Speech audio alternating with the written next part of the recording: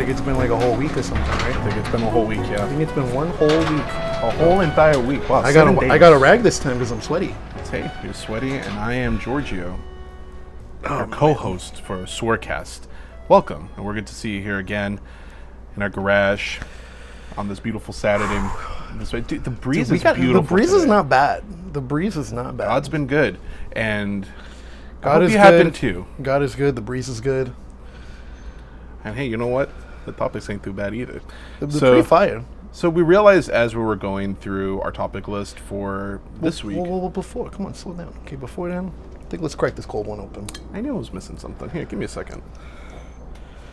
You know, actually, give me a second because I kind of want a sip of water before I crack it. Oh boy. Man, that was good. All right, it's a preparatory sip, you know. We are. Oh man, love it. Nice, You love it. Fresh and sody pop on a hot summer day. It's summer, right? I like some of that pop right there. I feel like I asked this before. It's summer, right? It is summer. Yeah, Yes. it's summer. It's summer. Hey, well, cheers. I'm not too good with the seasons. That's episode 3, our first episode of August. It's no big deal.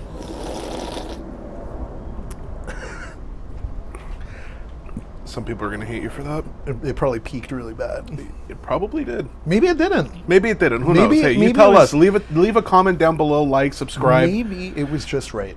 Because we also got our YouTube channel up and running now. Yeah, that's right. We had some technical difficulties, some business hurdles to leap over, so to speak. But, you know, we got it going. We got it working. You can tell it's hot because of the flies. Yeah, there's a lot of flies around here. There's a lot of wildlife in general. It's pretty nuts. So for housekeeping, hey, we just want to give you a reminder. Okay, we are live streaming Tuesdays and Thursdays on twitch.tv/swirmedia. We streamed some fun games this week, mostly just Valorant, but it was some good games of Valorant, dude. It's pretty fun, pretty great. Go over there, clip something. You see something funny, do it. Just do it. And Lord knows there's going to be something funny. I'm There will telling be. you. It usually is. I'm not trying to be something that- boastful, It's kind of sounding like a little bit like that, though. but at the same time, I am trying to be a little boastful. Yeah. So anyway, do you want to jump into the news? Yeah. This is your weekly news update. So there was the Pokémon Scarlet and Violet video gameplay overview that was released. All right, tell me about it. It's another Pokemon. Okay. Okay, you're catching Pokemon. You're throwing balls. You're you're training the Pokemon in the balls. Yeah, it's like Arceus. They're taking after that. I think you mean Arceus. Is it? Fuck off, dude. Like literally, it's been Arceus all my life until this damn game came out, dude. Like even freaking AJ when he came over, I'm like, okay, is it Arceus or Arceus? He's like, it's Arceus. You know how the Pokemon fan base can be. You know, you got that Dude, subset of the Pokemon fan base. We got Comes out of the woodworks. Oh, it's actually, it's Like Arceus. Actually, it's subjective. Every okay, and I say episode- Arceus, so stop correcting me. every episode we make that our thing. Like every episode we like take a dig at some community, dude. Well, yeah. It's gonna be great. It's gonna be fun. Listen, be critical of us. We'll be critical of you, but it's all in lighthearted, good fun. It's constructive. It's all to make us a better. You'll enjoy better catching them all more if you stop worrying about people pronouncing Arceus wrong or right. I don't know. Well, needless to say, it seems like they're following suit with that one. It's in like supposed to be somewhat like Spanish kind of area, I think. I like that. It's cool. For me, I'm just like Pokemon'd out, dude. And then they showed like they showed like their new like. Remember they did that mega transformation thing in X and Y? Yeah. They're doing that again, kind of, but it's like it's Was like, it X and Y or was it Sword and Shield? I thought it was X and Y. It was dude. Sword and Shield, wasn't it? And I remember playing that, and like I didn't play Sword and Shield. Wasn't X and Y the one that was on the DS? Yeah. That had the Gigantor mechanic too? No, it had the. No, I'm talking about the. Fuck, they did do a gigantic thing too. So it's their new thing. The first one they did, I remember, was the whole mega transformation. Was that the big one? Am I calling it wrong? Oh man. I can't. I think you guys get the point. Okay, Pokemon is, it's Pokemon. This is what I'll say. But this is the thing. This is the thing I'll say. So the first mega transformations they did were like cool, new, different designs, right? Mm-hmm. It was like, wow, like that's really interesting. Then they did that like big mode thing in Sword and Shield, And it's like, all right, well, they're just really big now. Mm. And then they did this one. It's like, okay, so they're crystal now. Like they turn like all crystal-like. They look like a little ruby or some shit. like a gem. Yeah, and that form has something to do with like their stat boosts or something. And I don't know, dude. Honestly, I'm not all up on Pokemon too much, but Yeah. But yeah, they showed all that. It looked cool from the Arceus standpoint, like all the new stuff. Like it's like open world. You're like aiming your Pokeballs and stuff like it's cool. But like, yeah, it just I don't know. It looked really like. Well, I'll say this much: the last Pokemon that I played, not counting the Diamond and Pearl remake, I would say was which one was it? It was that Let's Go Eevee. I played that one, but that's kind of like a subset one. And before that, it was X and Y, like mainline. Yeah, I want to Pokemon say the game. last ones I played was X and Y also. And so it's been a beat for me. It's been, I mean, when did X and Y come out? I think that was like 2016 or something like that, 2015 maybe. I thought it was, honestly, It was a while ago because I remember playing it on. Let me look that up. Yeah, I remember playing that. I remember it being a little while ago. Just kind of like remembering events around that. And yeah, I think it was around like 2015 or something. 2015, 2016. Dude, 2013. It's going to be 10 years next year. Oh my goodness. Well, anyway. I think that proves the point, though. Like, but that being said, it's been a good 9 years since I've jumped into one, so I'm actually intending to fully get into this one and play it. But what I'll say is, if you're playing them every year, which is not how I think you should play Pokemon, you're going to get burnt out because it is going to be a formulaic kind of regurgitation of what it is before. Yeah. So I think it's cool if you wait a bit. Is this what they do, dude? Like it's like I don't fault them for it. It's just it's kind of like play one, maybe skip a generation or two, and then play the next one after that, and you're gonna see like a lot of improvements. You know? Yeah, I think the one thing I could say to that point is like the thing that interests me in this game is that it's more like Arceus and that it's like open world and all of that. Like. That's really the only thing that would make me want to go back after this time. That's a big reason why I want to play it. If they made it just another Pokemon, honestly, like I would not buy it at all.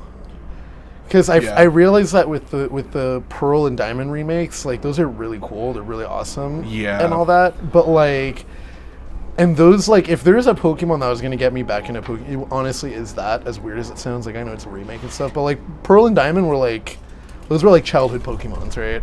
And yeah, so that's one of my most beloved ones. And so too. for me, I'm like... It's like that gold. It just had such a good feel, dude. Yeah, dude, silver and gold. Dude, gold was... I think gold is still my favorite I one. played the, like... honestly, yeah, those are the best ones. Because I just remember, like, finishing the whole, like... Fuck, I can't remember the regions, because there was two. There was, like, the... It's Kanto, and there's some other one. I can't remember the other one. Oh, man, what was the second here? I'll look at it. But I just remember beating, like, the first region, and then, like, when that fateful moment when the map like doubles and then you're like, wait, there's a whole second region? Yeah. Like I remember playing that, dude, and I could not believe it, dude. I was like, are you serious? Like I'm only halfway through. So Kanto is the second area. Johto is the first. I knew it was something with a J. But Kantus and Jodas? Yeah, dude. But yeah, that one was the best one. But in terms of like going back, like they've already remade that game. If they remade it again, like I'd probably go back to it. But Discovering Kanto and Pokemon Gold and Silver is one of gaming's greatest moments. It really is, dude. I was just reading one of the headlines here. I freaking love, I don't know if it was in the original, I'm pretty sure it was, but the whole like Pokemon following you. Was that in the original? Because I remember that being in the Soul Silver, like those remakes. I don't think it was in the original. I don't remember them following you. Yeah, well that was in the Soul Silver and like Heart Gold, that in whatever. Dragon Quest. Cool. Yeah. But anyway. But yeah, you get the point. Like, if there was one that was going to get me back, it was going to be the Pearl and Diamond remakes. And, like, I did get that, and I did go back to it, and I fell off of it. Because I was like, it's Pokemon. Like, I don't want to have to grind my Pokemon and train them and, like, do all... Like, I've already done that, you know? I feel. But, yeah, other than that, you know, I don't want to shit on it too much. This one does look pretty interesting in a sense. It sound like you were, but now that you said that, you know? Yeah, that's kind of true. I kind of flipped on that one. Can't believe it. But... Yeah, I think the whole like new mode, whatever, is like really dorky. But the only thing that makes me want to go to it and like check it out is the whole. It's like Arceus because it's different, you know. Cool. All right. Well, there's some more news. Everything, everywhere, all at once. Directors they're leaving behind indie studio A24. So I think they did 2 movies with them. That's Swiss Cheese Man, you know, and then they did Everything, Everywhere, All at Once. And I love that movie. I recommend you should go watch it. If you don't like it, maybe you weren't paying too much attention.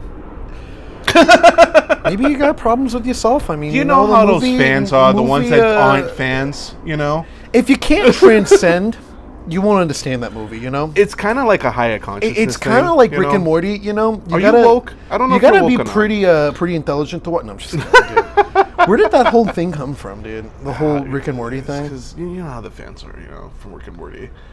Oh my god, dude. You know, like, there's some of them that's, you know, let's not get into it. I don't want to piss people off. All right, so we already dug at like how many communities in this one, dude. Which is great. Okay, because I want people to come into the. I want you to come into the cast and be like, "Wait, what the hell? I like that thing," you know. And then you hear another episode and you're like, "Wow, they kind of like. I don't feel so bad anymore." You know what I mean? Like he's got a point. You know, he's criticizing everyone, and I'm like, yeah. Nah, but it's all good fun. We're just kidding. But in reality, they're like, fuck these guys. Dude. They're assholes. They're not going anywhere. Wow. You want to get this next one? Oh yeah, sure. This is more up your alley, you know. Oh yeah. So Warner Brothers. So the big thing, Warner Brothers got. I can't remember. I think they got bought out by like Discovery, or no. There was a merger with Discovery, and essentially, through that whole merger, it's been happening with the last couple of years. There's been a lot of like shifts with DC and all that, and they've been kind of reorganizing a lot of their stuff because I don't think it's really new news to anyone that they've been kind of failing royally with their DCEU and their whole cinematic universe and all that. Yeah. And so with Discovery, they're starting to reorganize stuff, and they were working on, a Batgirl movie. I think there's a couple other movies too. That's the only one that pops in my head. But there's a few movies that they were working on that they ended up completely canceling. And they had already finished filming. They were literally in post-production, like ready to just release it. And Discovery was like, fuck no, you're not releasing that.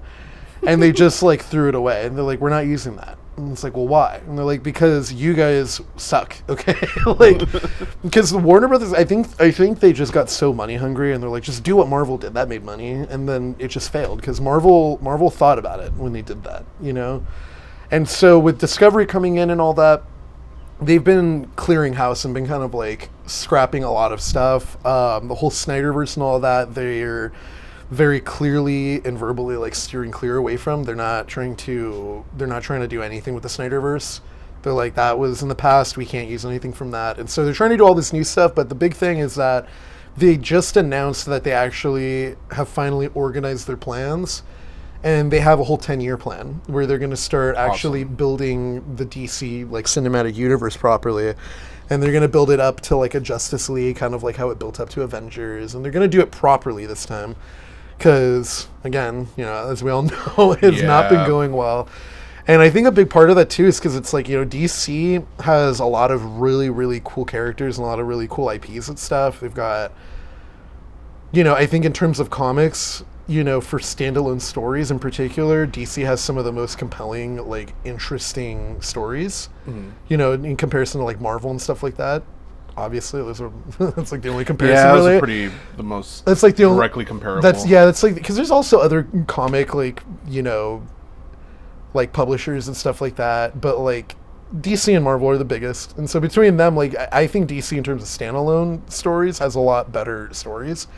But they're trying to do this whole big scale, like they're trying to do what Marvel had.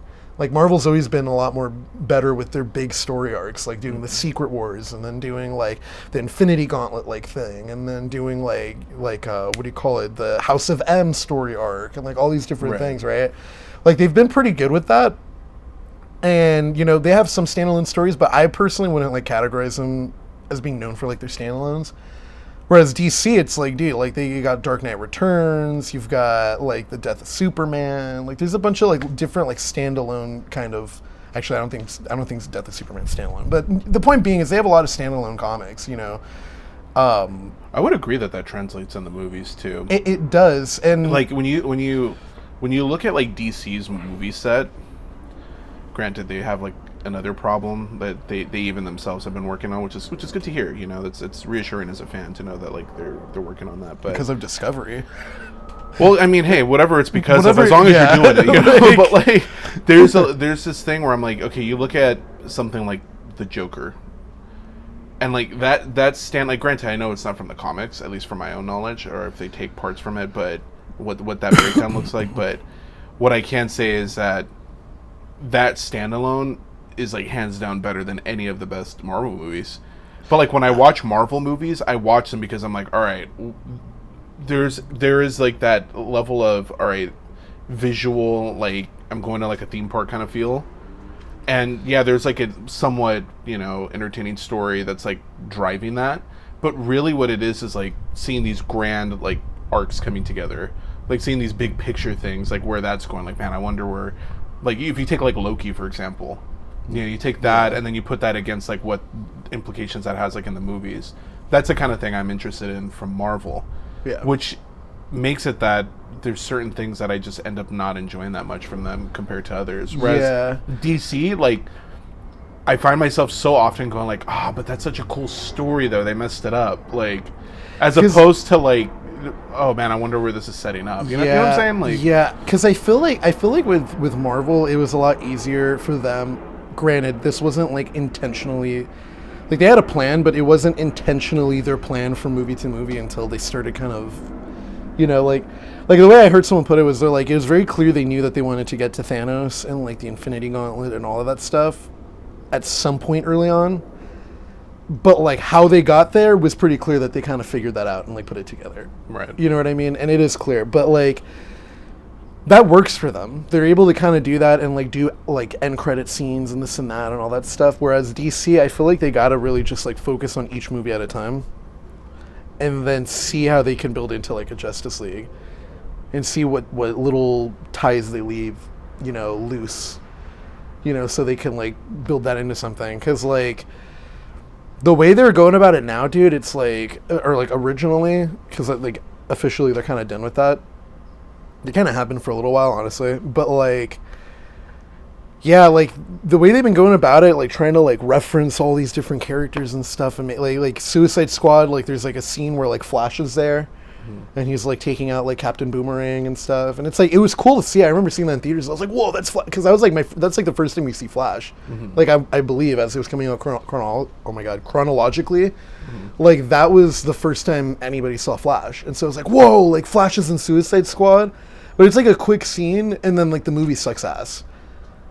You know what I mean? Yeah. And it's like that movie, like they're trying to go to like the team ups like in like 2 movies. They did Superman, Man of Steel, then they did Batman v Superman, and then they did Justice League.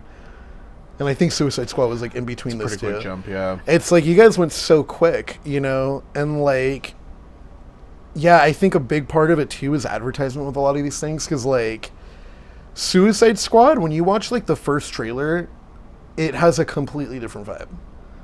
Then you watch like the last couple trailers, like the first Suicide Squad. Then you watch like the last 2, and it was much more like Guardians of the Galaxy, like just bombastic. I remember that too. Okay, when it was coming out, like the trailers in particular. Yeah, I remember. I don't get what this movie. Yeah, is about. I remember showing you I remember showing you the first. It's whatever, dude. I remember showing you the first trailer, and I was like, dude, doesn't this look tight? And I remember you're like, yeah, this is pretty cool, dude. Like it looks like dark and scary, like the Joker laughing and stuff, like on the like the logos for all the companies and stuff. Like it looked creepy. It looked like a darker film. Even when you watch the movie, the final cut, like the theatrical cut or whatever, like even the like color palette is like much darker than like what the script is saying. Like the script is colorful, and the script is like, and that was the other thing too. Like Harley Quinn, like there's so many times where she like completely breaks out of Harley Quinn. Like there's a scene in like a bar that they find themselves in, and they're like, let's take a moment, like have a drink. And Harley Quinn, like Deadshot's like, I just don't think I'm like a good dad or something or another. And then like Harley Quinn is like, don't say that. Like, you're better than that. Okay, that is not you. Okay, you've got good shit. All right, you're a good guy. You're like, I'm like, this is Harley Quinn, dude. Like, it just, I don't know, it didn't make sense. It was odd. Joker was like, they filmed a lot, he got cut out. I think it's pretty clear, like, there's a lot of things they rushed. Batman v Superman should have been just Batman v Superman. It should not have been Batman v Superman, but Lex Luthor's what's getting them going. And then Wonder Woman's the reason why Batman's going to find out that Lex Luthor's like the one that did that. And I'm just glad that they're taking a chance. Like, when I hear, okay, we're doing our own thing, we're doing something new, okay, we're setting up a plan, we're going to start actually tackling this thing properly. Yeah, that makes me happy. And to that, yes, like moving forward, yes. In the past, like all the stuff I just said, like that's what we dealt with, and it's like it sucked ass coming out. Dude, I remember being so excited for Batman v Superman, and then I remember seeing that movie, and like I'm like, wait, Batman kills? Because I want to say there's like a scene where he's like driving around, he's literally like there's guns on his Batmobile, and they're just like mowing down people essentially or something. You're like, what? If I'm remembering correctly, I'm pretty sure, because I remember that being like a striking thing that popped in my head where I'm like, he killed people in this movie, dude. And like, yeah, it's bad, but like you said, hearing that they have a plan now is like really exciting. It gives me hope. And a big thing too is they've been pretty clear where they're like,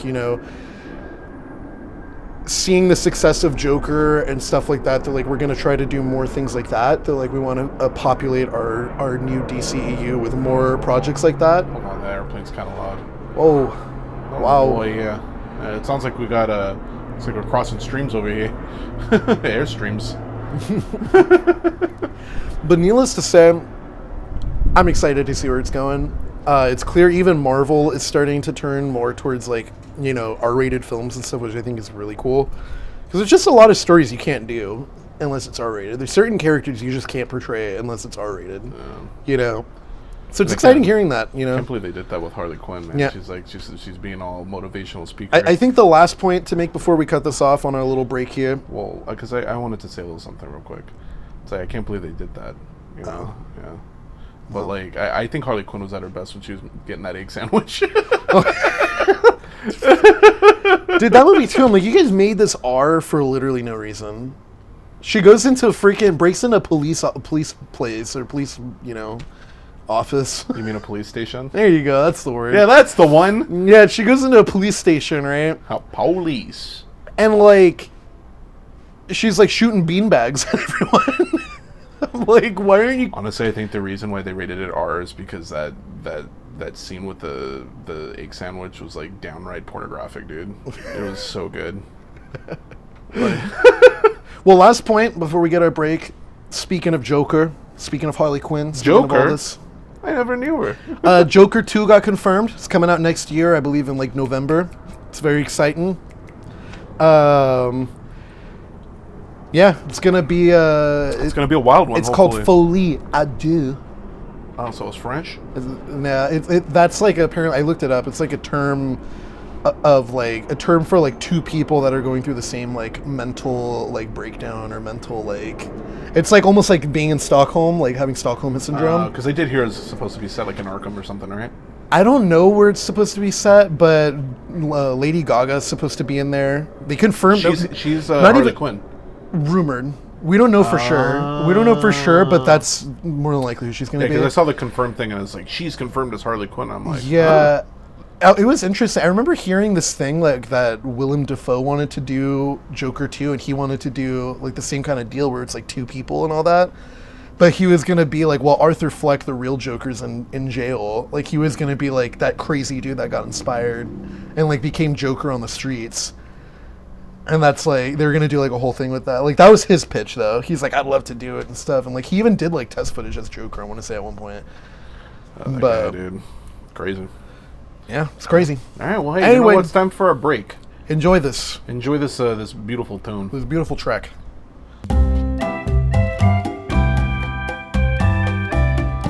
And we're back. And we're back.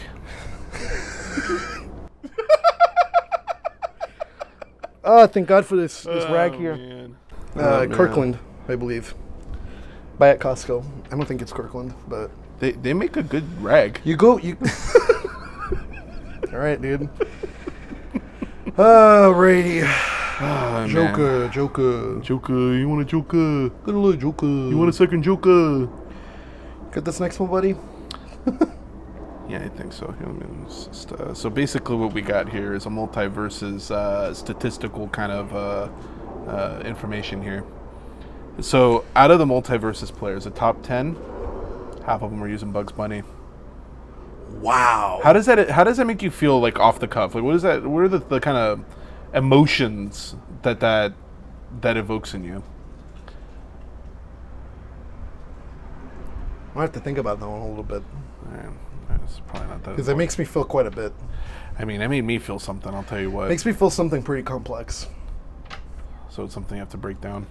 So I got to think about it. I get you. So while you're thinking about it, so it looks like from what I was seeing from the article, it's basically the top 5 are using that, but like the rest of the other 5 are broken down amongst like Tasmanian Devil, and then like LeBron James. I can't remember who the other one was. Did you know LeBron James isn't voiced by LeBron James? You know, the most disturbing news. I found that out recently, dude. Yeah.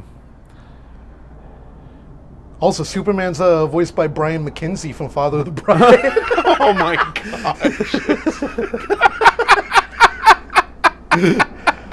For those of you that are Mackenzie fans, you know. Also, little fun fact, if you've watched Father of the Bride, Maddie Banks, it's Macaulay Culkin's brother in real life. Hey, you heard it here first, folks. It's crazy. It's honestly quite mentally taxing to think about it. You start breaking it down. You know, the critically acclaimed film, Father of the Bride. Hey, listen, I'm going to be real with you. I forgot to put it inside the topic list, but MultiVersus, did you also hear, and this is news. Okay, season 1 was delayed indefinitely. They said that they're working on it. For MultiVersus, yes. I actually didn't hear about that. Yeah, they delayed it indefinitely. They said the lead designer, game director, was saying that they need more time to work on it and refine it. So that's going on. Are they pushing back release too? From what I understand, yeah. The beta is still open, but the actual release, that's getting pushed back. Because they're supposed to like fully release like August 9th or something, right? It was like next week, right? I believe Tuesday? I believe it was this next week, yeah. But yeah, that got pushed back, and then in minor MultiVersus news, there was some leak that occurred. Oh, the character roster. Yeah, and there's some 34 characters that were like rumored to be like getting added to the game or something. Which would confirm your whole theory that they're going to make this like a League of Legends sort of thing. Yeah, they're League of Legendsing this. Yeah, they're which is funny because League of Legends just released said, the last character. Yeah, that they're done. So it's like no more characters. We can't balance it all. I can honestly see MultiVersus getting ridiculous down the line. So I'm totally in for the ride, fellas. I wonder. It's rare you get in on ground level with these things. I bet you what brains can't even handle if we were to see like 5 years down the road. Listen, you get a leak for a Smash Bros character, and they're like, oh man, there's like maybe 2 they're working on. This is like 34. Like what? Fucking Warner Brothers, dude. I respect that, man. That game has such a good cast, dude. I'm itching for it. Like already. I want to play more. Yeah, it's such a good cast, and like, yeah, it's just very nostalgic. Oh, fun fact too, Scooby-Doo. Matthew Lillard does the voice of Scooby in MultiVersus. If you don't, for those who aren't, well informed, Matthew Lillard was the one of the killers in the first Scream. Spoiler alert, but not really. The movie's pretty old, but he was also Scoob. Or no, he was Shaggy. Shaggy, yeah. I was just gonna say. Did I say he was you said Scoob. Sorry, he plays Shaggy. This got real confusing real quick, huh? A little bit. Matthew Lillard does the voice for Shaggy in MultiVersus. He also plays Shaggy. If you've watched the fantastic films, Scooby-Doo and Scooby-Doo, the 2-1, something about monsters. They're kind of a big deal, honestly. They're kind of fantastic. I mean, we just finished rewatching those, and let's just say that they hold up. I think Guts got to these pants. I just realized there's like a bunch of little like bite marks in the pants. Freaking Guts, dude. You see that? Oh yeah, dude, that looks like he got to it. Freaking Guts, dude. Little bastard. little son of a bee. He's a good dog. Yeah, he's not bad. Want to get this next one? I know you love to talk about this. So Beyond Good and Evil 2. I don't know if you've heard about this game. Let's leave it at that. No, dude. No, so Beyond Good and Evil 2 got announced. Fuck, man, I don't know when. It was like 2016 or something, 2017. Long time ago. They got announced. Sequel to Beyond Good and Evil 1. Okay. When did that come out? Like 2002? No, it wasn't that late. I think it was like 2004 or 5, yeah. Wow, I was so far off, dude. Yeah. I was like, man. Well, anyway. You really were. First game, honestly, like 10 out of 10. Like, I'm not even really joking. Like, that game is so good. What year did you say? I said 2002. That was 2003, actually. I was close. You were dude. really, I was really close. You overshot. You lost. You busted. I said 2004 or 5. Yeah, I overshot. You overshot. Yeah. I won. Damn it, dude. All right, well, you got to buy me a Coke now. Oh, boy. Wait, what? Anyway, continue. Okay, so Beyond Good and Evil 1, genuine 10 out of 10 game. I think it's a fantastic game. It genuinely just has so much character. It has such a good, like, we've actually mentioned Beyond Good and Evil on the first podcast, I realized. We did. It just has so much character. It has such great level design. The pacing is really good. The story's like engrossing enough, like with these characters and stuff, and like it's just a fantastic game. Honestly, it's just such a joy to play that game. And I'm speaking from like recent experience. We literally like just played the game. We didn't beat it, but we were just playing like a lot of it, like a few weeks ago. Yeah. And it honestly, it just took me back to like playing it the first time, dude. The voice acting. The voice so acting's good. Great. Paige is like, dude, he's so funny. His little You're like making me want to play it again now. His little animations, dude. Like we were literally. I'm coming, Jay. We spent so many moments like in this last time playing it, just like awing at like how funny his animations were, dude. Yeah, we got. Because he's just a dorky little guy, dude. You know, it's great. But needless to say, to get back to the main point. Coming from that game, they announced a sequel in like 2017, I believe. Obviously, everyone got super excited, got super stoked and all that. And then we didn't really hear anything for like another year. Then they showed another little trailer. People got more excited. Then they didn't hear about anything for another couple years. Then we see gameplay, and honestly, like from a scale standpoint, from everything functioning in real time, it is incredibly impressive what they've been showing. Yeah. Okay, like the scale of some of these freaking like airships and stuff like that is like so friggin' massive, dude. And then you can literally like pop out of the cockpit there, and the camera will go like inside of the ship. And now you're like walking around inside little compartments of the ship. You can go to like the hangar of the ship, and then open the hangar and come out with like another little like little flying airship, little speedster or something or another. That's nuts. And dude. like just crazy. The whole concept, because I remember them showing like going to space and then like literally going down to like shops and stuff. Yeah, like so that too. Like if you have someone on like the planet side and you're like in space, like on the space station, like on your ship or whatever.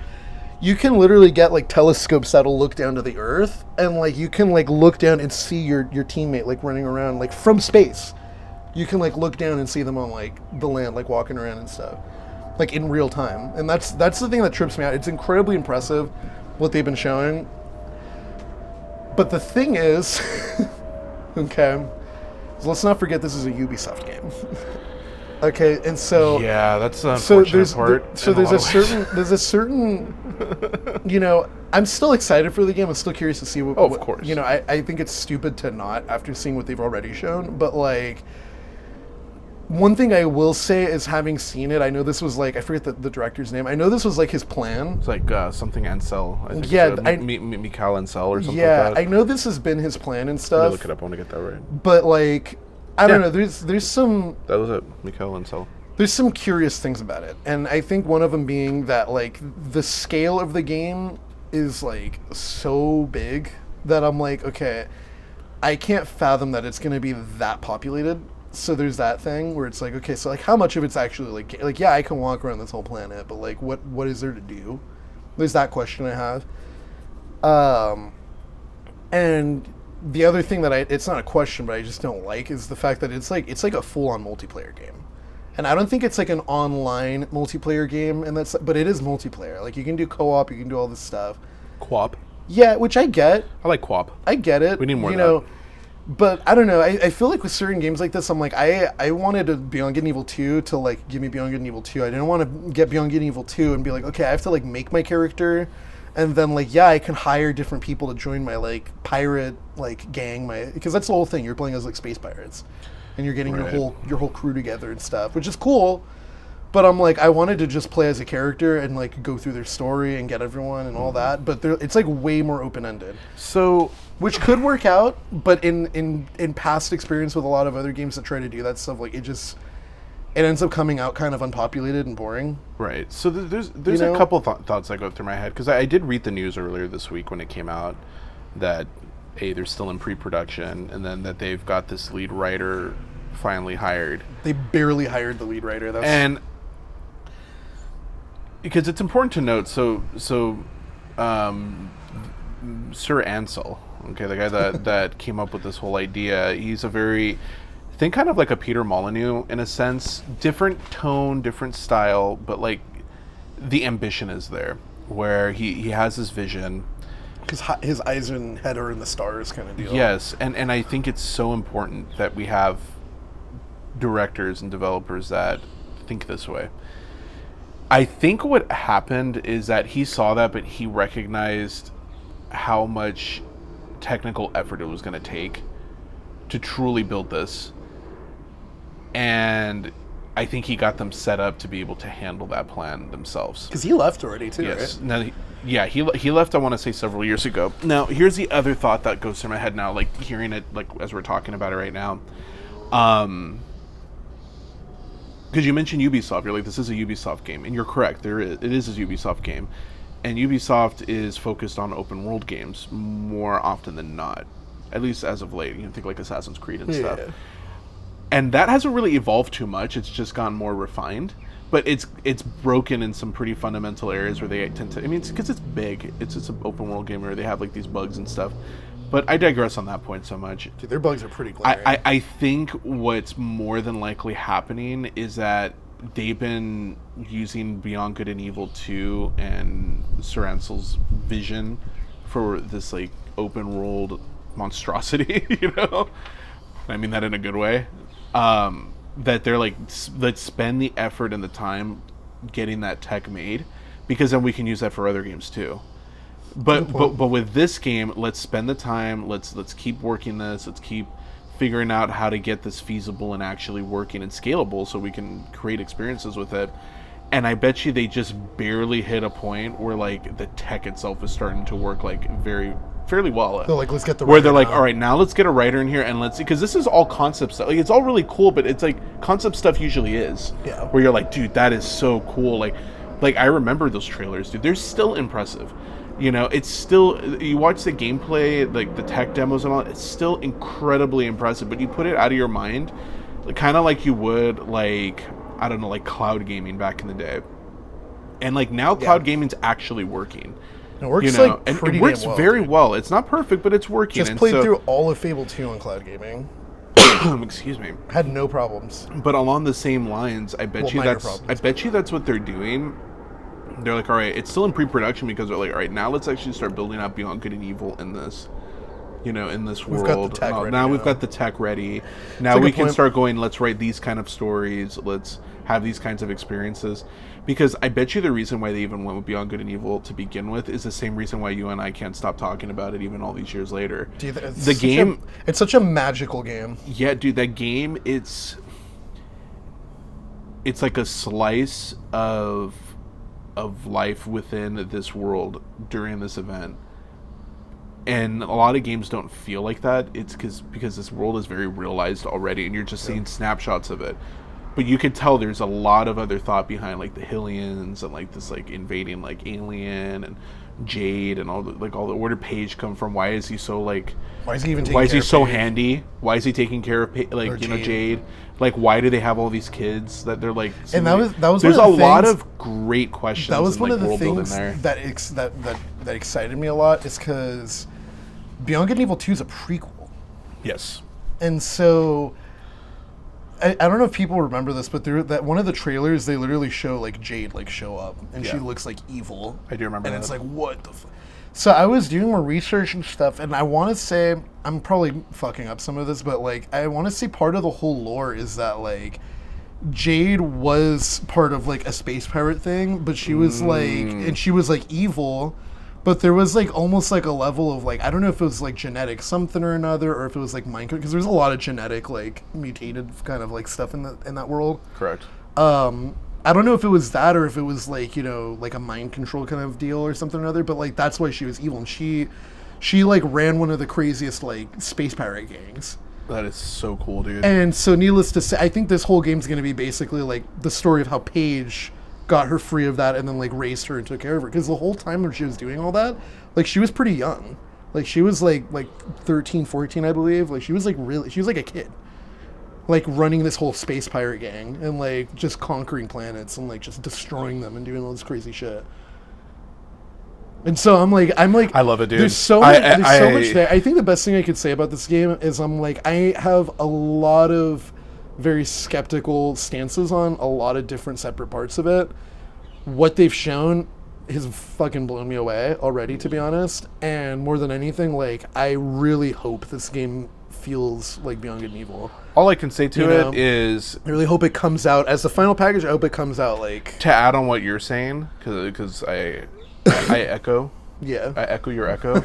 But what I would say is that in addition to that, guys, take the time you need to, and Ubisoft give them the time. Yeah, because I'd rather I'm sure you guys are already going to do that, but I'd rather this game take like another 10 years. Exactly. Like dead ass. Like I'll wait. Like I'd rather it come out in another 10 years and like you guys be able to do it. Yeah, there's no rush. Like, just take your time. Dude, we should rewatch those gameplay videos later, dude. I'm not gonna lie. Honestly, I'm down. Let's do that after we're done recording the cast. Because I want to take a look at it again. Because it's like we're starting to hear about it more. But yeah, dude, I really hope that game comes out right. Because like on paper, what they're explaining and what they're saying, number one is what that freaking Ansel was talking about. Like, as I remember beating Beyond Good and Evil 1.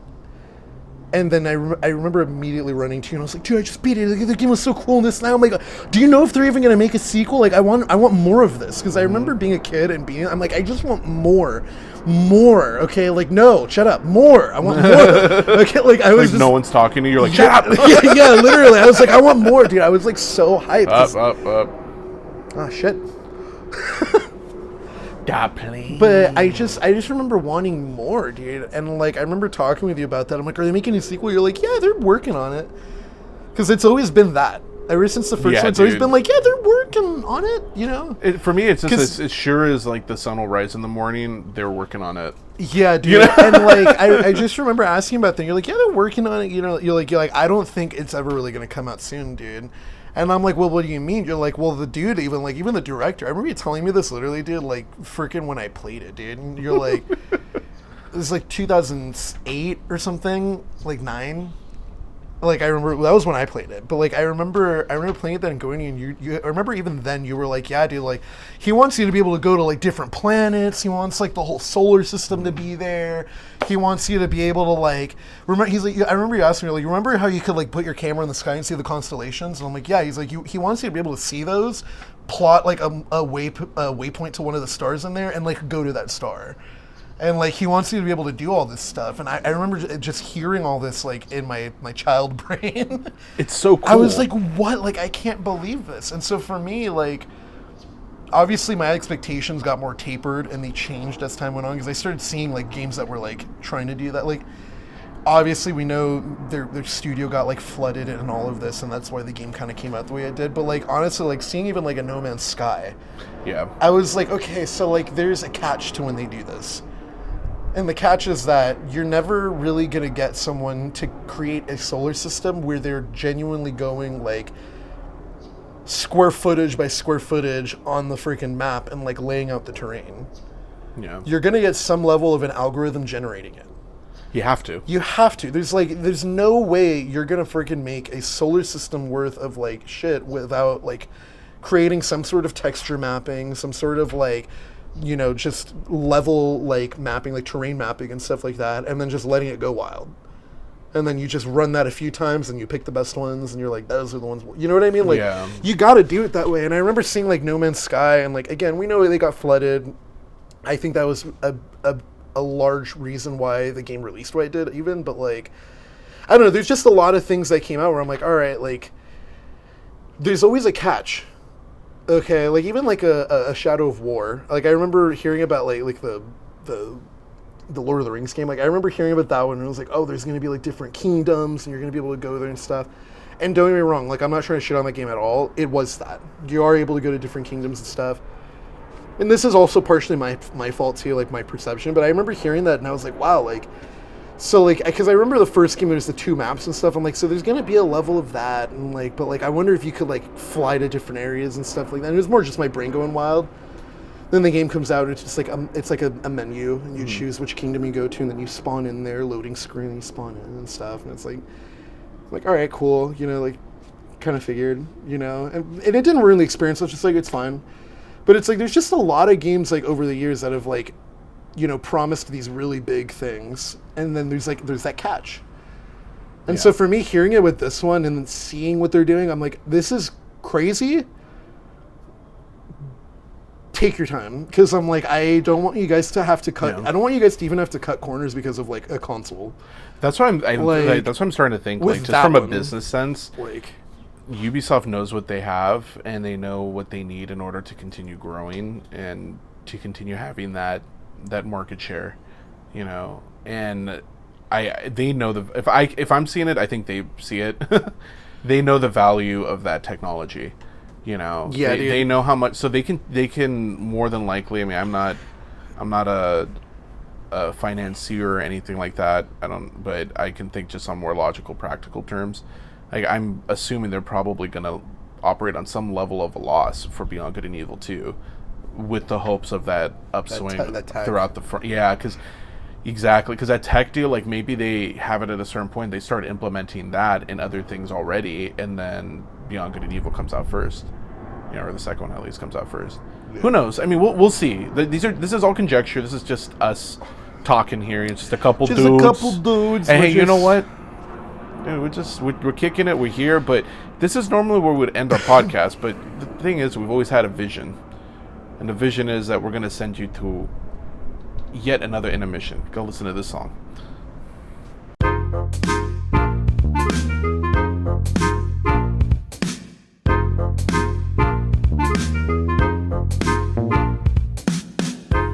Hi, and welcome back to our third and final segment of Swircast Episode 3. So we got a couple last topics, couple final topics. We'll run through these, you know, and then we'll say our goodbyes. But before that, I figured we'd talk about some Valorant. Playing a lot of that on live. And also off stream too. We've been really enjoying it. So Valorant, you guys know it's a competitive team-based shooter. Look it up if you want more info. But we've been playing that, and when did it come out again? It was like 2 years ago? Shit, man. I think so. I think it was 2 years ago. It throws me off, dude, because I know Valorant came out after Apex. But Apex, I think, just got to its like 3rd year. That kind of messes me up too, dude. That's only 3 years old. Hold on. It feels odd to me. I'm calling it now. Valorant's like not even a year old, probably. No, it's got to be. Excuse me. Well, that was kind of weird. Valorant release date. I don't know if you guys can hear it. It's been 2 years. Wow. Hold on. Let's give the audience a second to listen to the one and only Ice Cream Man. When did Apex come out? I don't know, dude. But yeah, I mean, listen, I'll tell you this much. They came out a year apart. Really? What years were they again? 2019 for Apex and 2020 for Valorant.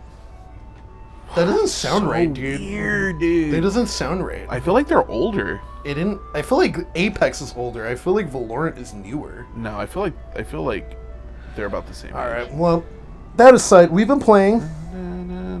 It's been pretty great. Yeah, but I've been using this new character called Neon, and she's pretty great. I think she is the newest one too. Yeah. I'm honestly like, man, this Ice Cream Man, he's really slanging some cream. He's really taking his time, you know. He's like, listen, I might like to make sure the cones are just right for the kids, you know. I don't want to give them bad cones. That's bad for business. It's bad for a lot of things, you know. He drives really slowly so as to not hurt his business. Here, hold on. We're just going to give him a second. I think he's just rolling on through. I'm just waiting for him to drive by. I know. I want to see him too. Can you see from there? Yeah. Wow. Do we just see like Dad walking out there to go get some ice cream? We're like, Dad, we're let him go. Like I want ice cream. We're like, but he's so loud.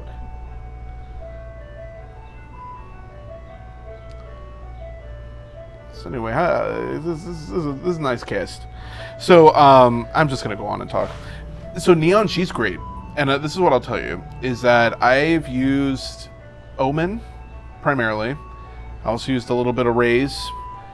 I never was really happy with the kit. Like I always felt like this character's not. Yeah, I can feel a hair on my cheek. Anyway, I always felt like this character was just not really like my style. But I'll tell you this much: Neon, she is. I can start sprinting. I can get from one point to another really quickly. You need me to go and do some disruption? Boom, I throw one of those little balls. It kind of shocks them. Boom, that's done. You know, if I need to, I don't know, like disrupt LOS, boom, throw up some walls. We're on our way. You know, it's really nice. Plus, I like her colors. You know, so. Plus, I like the colors. Yeah. Well, I've been using Chamber. I noticed. It's a bit of a Sova Reyna meme beforehand. I just wanted to use a new character. I was getting sick of using the same kit. I really like Reyna's kit. There he goes. Oh boy. Badass. I really like Reyna's kit. I really like Sova's. I grew out of Sova's though. But I really like Reyna's in particular. I used her for a while. And yeah, I don't know. I just wanted something fresh. I used KO for a little bit. You weren't really feeling him, huh? I actually was. Yeah? Yeah, I kind of want to swap around with him a bit. Because I'm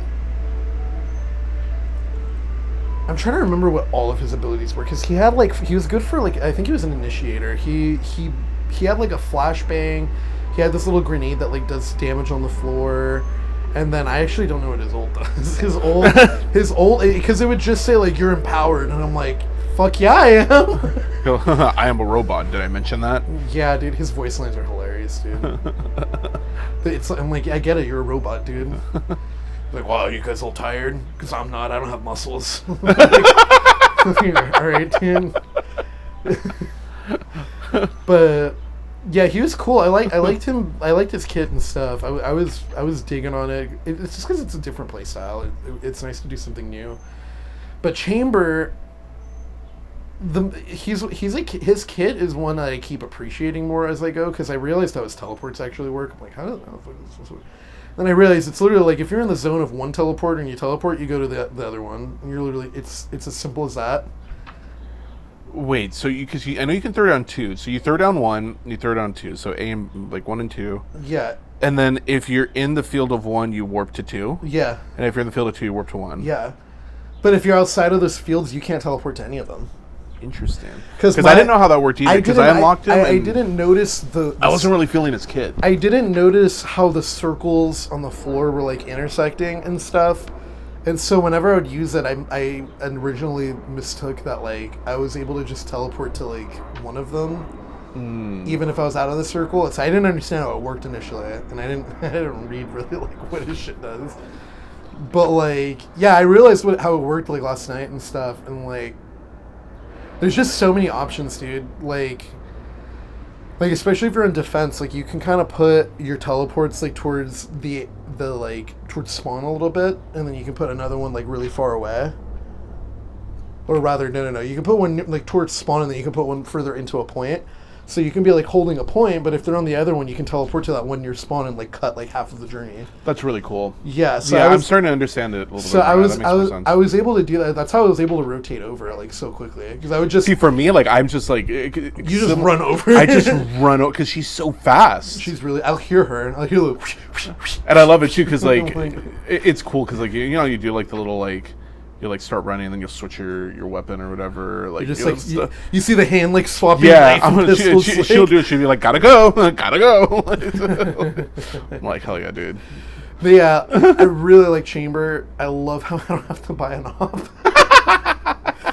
And his little pistol, it's basically a sheriff. I suck with the sheriff, but it's it's forcing me to get better with it. I like the sheriff. There's a lot of there's a lot of utility to it. Here's the thing: is here's how I base my enjoyment of weapons is like, how good are they actually? Like, what's their skill ceiling? What is their potential? And how good am I with it? And how good am I with it? Yeah. And so like, there's the Marshall. It has really high potential because I love the Marshall, dude. It has really high potential because if you basically just get good at headshots, okay, and like you can just get you basically have an op. Yep. It's not, but you basically have like a one-shot kill weapon. It feels like Widow's sniper. And the like thing from Overwatch. That's a good point, actually. That's what I was telling you last headshots night. only. It literally feels like that. But needless to say, there's that, but also it's like 950 credits. It's super so cheap. affordable, dude. It's super cheap. Like, I can always buy one. Like, after like round 1 of a match, I can always have one on hand. Yeah, so there's that aspect where it's like, what is the kill potential per price? You know, the op is super expensive because it's like pretty easy to use, honestly. It is. But yeah, I think I kind of look at it that way, and I don't. The sheriff is really up there, but I'm just not that good with it. I would say the same thing same thing goes with the kids, because that's something that I was encountering, like with Chambers, for instance. Like I unlocked him first, and I started playing as him, and I was enjoying him, but I didn't really jive with his kid too much. Like there was things that I wanted to do that I felt like that wasn't allowing me to do, and so I'm like, yeah, I'm not gonna sit here and try to like learn this kit. Like, let me go and find someone that does what I want to do, so that way like. And that's what I found in Neon. So I'm like, all right, because like I like going to a point, and then the second I hear that I need to rotate, dude, it's so easy to just run over there, sprint over. Yeah, and I'm fast because she has like a slide too, right? She has a slide, and when you slide, she pulls out whatever weapon you had equipped last. So if I have like my sniper out, wait, do you have no weapon when you're sprinting? No weapon. You're not. You're sprinting, no weapon, and you can swap to your weapons like using the keys or the scroll thing. Or if you do the slide, you have one slide, and when you slide, you'll pull up the last weapon that you had equipped before you started running. And your slide resets every 2 kills you get. But it's really useful because you can be running and then slide to a corner and then have your op out or your marshal, and then just like ADS and take out someone. That's really tight. So it's like the good thing too is that like within like firefights, like individual firefights, I can relocate really easily. And like and juke people. So like someone's coming up like stairs to like say like point A, and I'm like what's that one map? The the one with the zip lines in the middle. Yeah, I know. They yeah, go like all the way point across. A is like the one on the right, or was it to the left? Point A's to the right, B's to the left. The left one, the one that when you're on attackers, the green point, like the more greenery kind of. Not the like dusty sand one. Yeah, the green point. I'm still learning the map a little bit more. I can't remember the name, dude. Of the map? Yeah, I can't either. But on that map and like during that area in the green point, I want to say it was point A. I think it was point A. But anyway. On that point, do you know there's like that stair going up on the front, but then there's also that area on the side.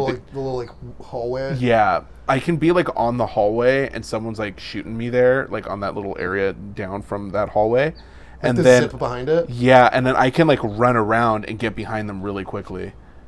And that kind of thing. And that's the thing too, like her run, it recharges. So I can like take it down and then as I'm shooting and it's stuff. It's not a purchasable? No. Oh shit. No, the only thing that's purchasable is the slide part of it. So I always have my run. It's just on a cooldown. It like recharges. So like for me, I'm like, dude, I am like, and her ult is like, I'm still getting better with it, but her ult the wall? Her ult is like her left hand turns into like some like. Oh yeah. And dude, like you can laser beam people, dude. So you're only buying the slide and the wall? I'm buying the slide, the wall, and then that ball that bounces off of like the walls. Okay, so wait, so she runs whenever you have your knife out? No, my E ability is tied to my run.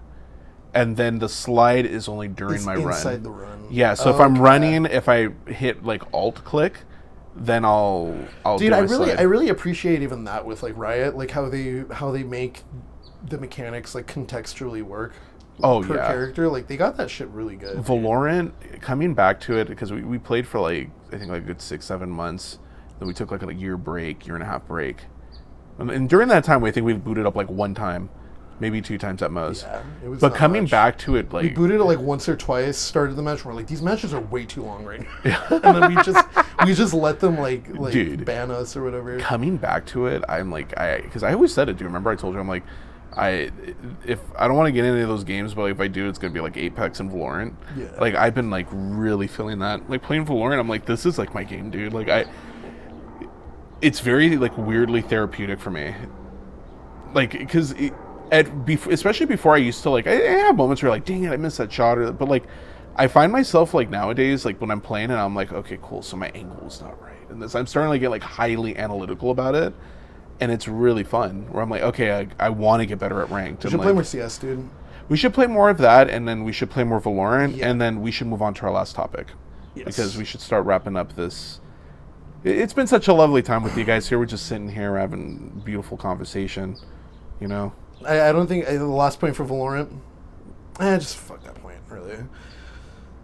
Well, what are you going to say? You can't do that. I was just gonna say, I think they're very subjective. The tier lists. Oh, the tier list. The tier lists, I think, are. And I only say this because I was looking at I remember because you sent me that tier list that Right. you sent me when we were looking for our characters, like our new ones. That's just how I do it. I'm like, I'm not gonna choose a character that's super low on a tier list, and then I'm dealing with the character not being able to do stuff. And I'm like, man, this sucks. So I'm like, I'd rather get the best character that could potentially beat everyone. And if I'm sucking, I'm sucking. Then I can just hone in myself, right? That's how I go about it. But when we were looking at the tier list, you sent me that tier list, and I was like, I don't know, I have Reyna super low, and I'm like, I don't feel like Reyna's that bad. Yeah, dude. And then, I started checking Reddit. A few Reddit posts sent me to other tier lists. There's a few Reddit posts that were their own self-made tier lists. And then there's a bunch of them that did send me that one too. And so for me, I'm like, it just kind of clicked with me, and it's more a testament to how the game's built. There's tier lists and stuff, but the thing I realized is I don't believe that the tier lists are it's not like Melee, where they're pretty set in stone. It's what do you call it? Or even an Apex. Apex per patch and stuff is pretty set in stone. There's when a character gets nerfed and they can't do a certain thing, they're not as viable. Yeah. Hard, straight off the bat, no matter fundamentals and all that, they're just not. Once you get to a certain level, they're just not going to do that. Everyone's fundamentals are so good, right? Yeah. But, and I've noticed it more and more as I've been looking through, pro plays and stuff. I don't think the any tier list for Valorant is that objective. Even though they're there's nerfs and there's patches and buffs and all that stuff, I don't think it's that objective because... even just the tier list I was seeing, I'm I don't agree with some of these characters being that low. And then in playing, we run into that, and then I'm watching pro players, and pro players are playing on some of these tier lists the lowest tier characters, but they're playing them expertly. Yeah. And so for me, I'm it's really a testament to how the game's built. The game gets it so right on putting all of the pressure on the fundamentals, on your peaks, your side strafing, your what do you call it? Just managing your walk and your crouch and all that. And then map knowledge too. Map knowledge, yeah. the little composition, what do you call it? Just duos kind of deal, if you have if you have a Phoenix go in or something, you have them flashbang, and then you have what do you call it? Well, I realize this is a bad example because he can flashbang too. But you get my point. Essentially, yeah. there's certain the synergies. There's certain synergies between certain characters where it's okay, I'm gonna have a Sova shoot his dart over there, and then have a Chamber pop his op out and go around the corner and snap someone. You know what I mean? That's the only one that pops to head right now. But there's certain synergies and stuff that I was noticing, and the pro plays and all that do work, but it's there's still more pressure on the fundamentals. If someone's fundamentals are better than your synergy, yeah, they're gonna win.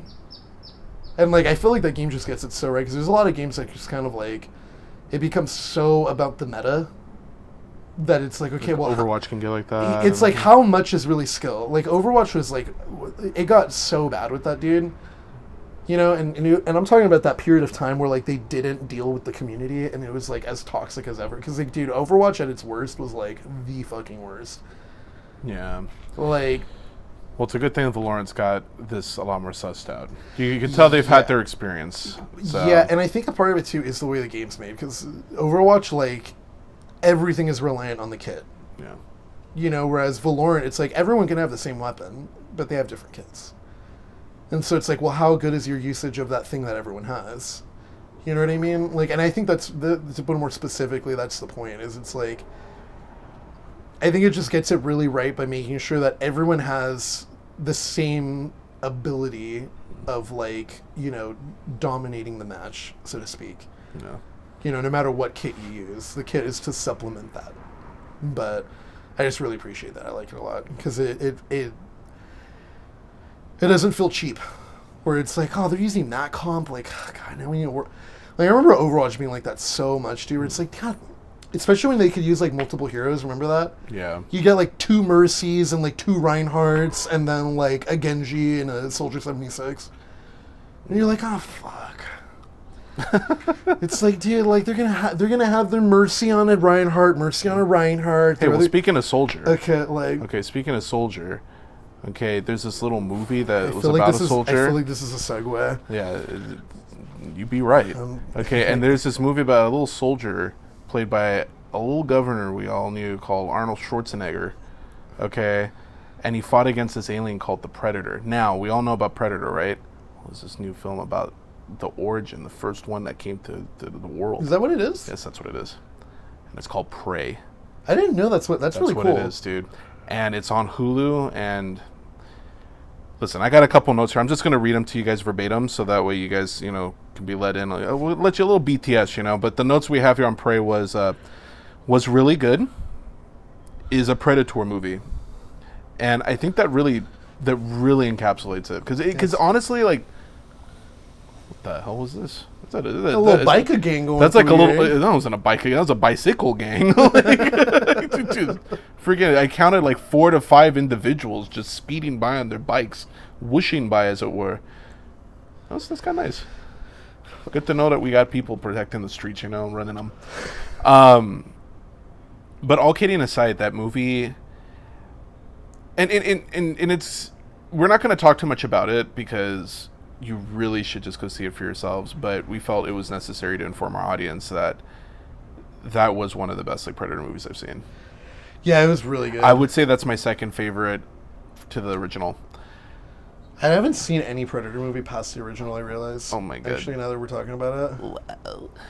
But anyway, the movie, okay, so for those who care, okay, a little man called Dan Trachtenberg, you know, he's the one that directed this. Trachtenberg or Trachtenberg? It's Trachtenberg.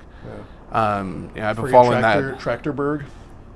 I've been following Dan for quite a while, you know, and I the first time that I learned of Dan, Mr. Berg, was on the Totally Rad show like years ago, dude. This is like Dig Nation days and Rev 3 and Quap Show and all that, dude. And that guy, I remember I would watch it with like a buddy of mine, and we would talk about him. And it's like, that guy knows movies, you know. And then he went on to go do movies, and he did like 10 Cloverfield Lane. He directed the first episode of The Boys. Like he did all of, like, a lot of stuff like that, right? And then he just did this movie. It just got released on Hulu yesterday. It's for those of you that are listening, that was August 5th of 2022. And oh man, the movie was just so good. Quick synopsis. First Predator reaches the world, reaches the Earth, encounters humanity. Humanity fights back.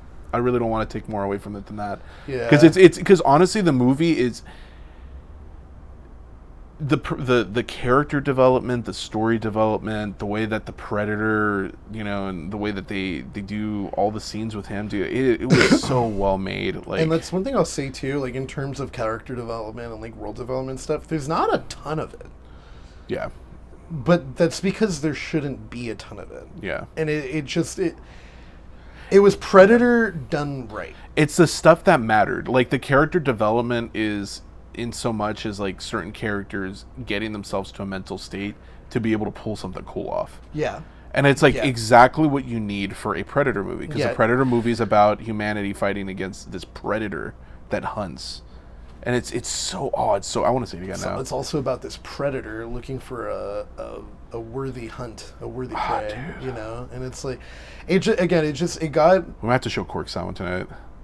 Yeah, like, we're watching it. She'd dig that one. It's just so cool, dude, honestly. There's so many scenes that I was like, wow, that was really cool how they shot that. There is one scene in particular I literally, like, yelled. I'm like, oh, that was cool. I think to put it clearly, too, like, the choreography of everything was just so...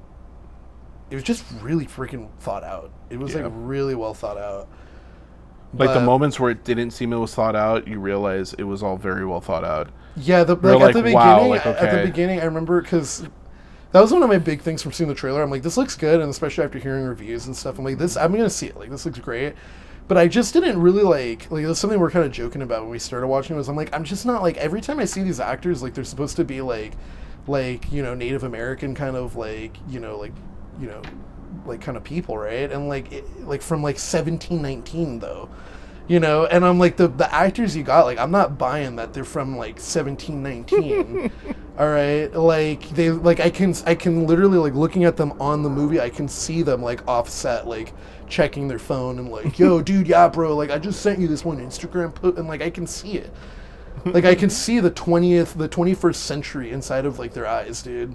And I'm like, I'm not buying it. Like, you guys have seen a phone. Yeah, and there is a couple scenes at the beginning where I'm like, that was shot really, like... And it's me being nitpicky. Like, at the end of the day, it's not, like, an important scene anyway. But I'm like, you know, that scene was shot kind of dorky, or, like, that was shot kind of... But, like, the movie gets into it pretty quickly, and you realize, like, all of those scenes were shot that way because they're like, well, we need to start the movie somehow. And it's also, like, we wanted to feel like what's happening is a little clumsy. Because it was. Yeah. You know, and then it refines throughout the movie. But, hey, we don't want to tell you too much. Honestly, just... take an evening for yourself. You know, we're not going to talk about the movie, so you guys have something to watch, but we will talk around the movie. Exactly. And with that, you know, you have now been informed. Go check it out. It's a great movie. Dan Trachtenberg. Dan Trachtenberg. Dan Trachtenberg. And that has been episode 3. Reminder: we are streaming live on Twitch Tuesdays and Thursdays from 11 a.m. to 2 p.m. Pacific time, and we post Swircast every Sunday. Catch it on all your favorite podcast platforms. But we want to thank you for today. Thank you for joining us. We've been your hosts, and we'll see you again next week on Swircast. Goodbye. Bye. Bye, you all. Did you get some ice cream, dude? Get some pastrami sandwich. Ooh, pastrami sandwich. Oh, like totally. Wow.